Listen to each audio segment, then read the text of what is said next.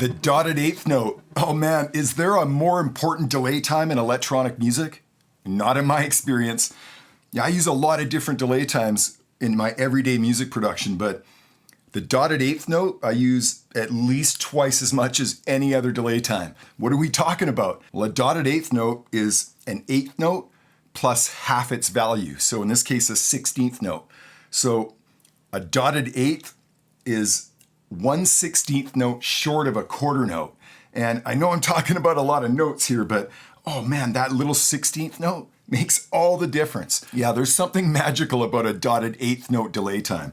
In fact, I'm working at 111 BPM right now. If I go and enter a quarter note in my PCM42, which is 541 milliseconds at this tempo, and I run a sequence, check out what happens to that delay time.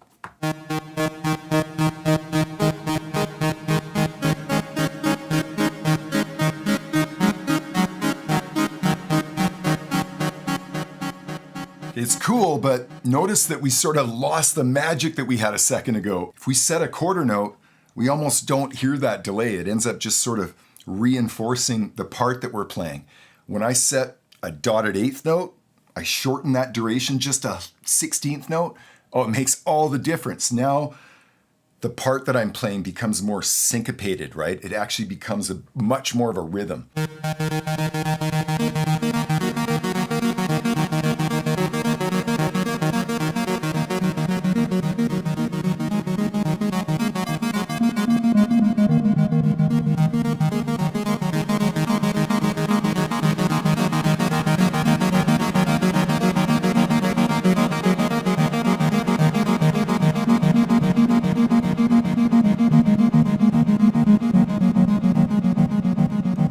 Yeah, my go-to delay is the dotted eighth note for so many great reasons. Here's another great example of how you can use a dotted eighth note to spice up your drum parts. Got a really simple drum beat going on, but I've sent the snare and the claps into this Universal Audio Korg SDD 3000. Check out how fun this can be when you start playing with the feedback knob.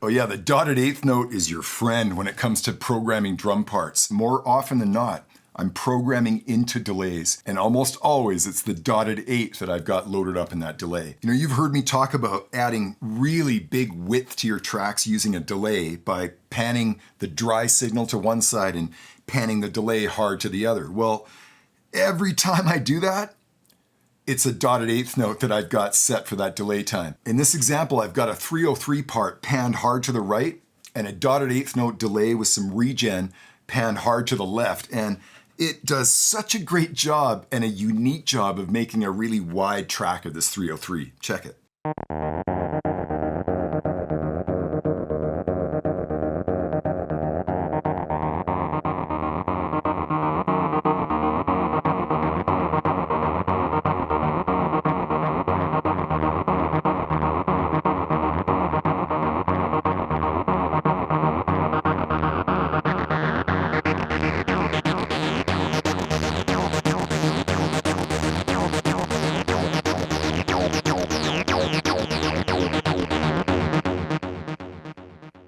So effective on something like a 303, particularly with that little bit of detuning that's going on, because of course the detuning is delayed on the other side. So when you end up hearing that in stereo, it just becomes so huge sounding.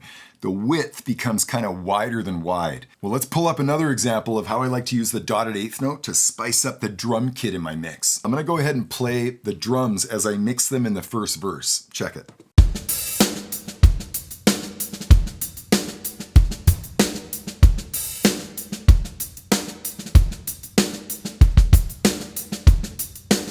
Yeah, that drum sound worked beautifully in that track, but when I got to the second verse, I wanted to introduce a new feel. Listen to what happens to the vibe when I add a dotted eighth note delay to the entire drum bus.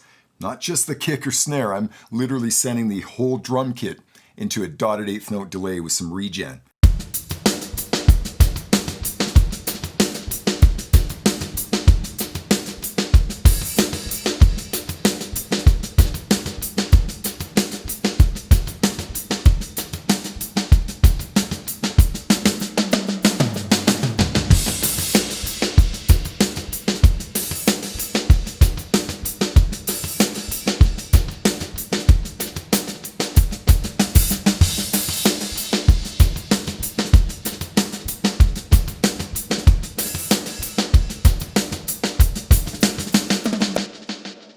Yeah, super effective way to introduce a vibe change or a groove change into that second verse. It's the only place in the song that I introduce that delay, which is typical if I'm going to do a special effect like this. It works particularly well on a live drum performance because of all of the little grace notes and the dynamics that drummers play into those drums. When you feed that into a delay, it becomes even more awesome because those tiny little grace notes and stuff, they get picked up on the delay and repeated, of course, and just adds all this awesome vibe to your track. Well, thank you very much for sitting in on today's session, and I encourage you to become very familiar with what I believe to be the most important delay time in music production, the dotted eighth.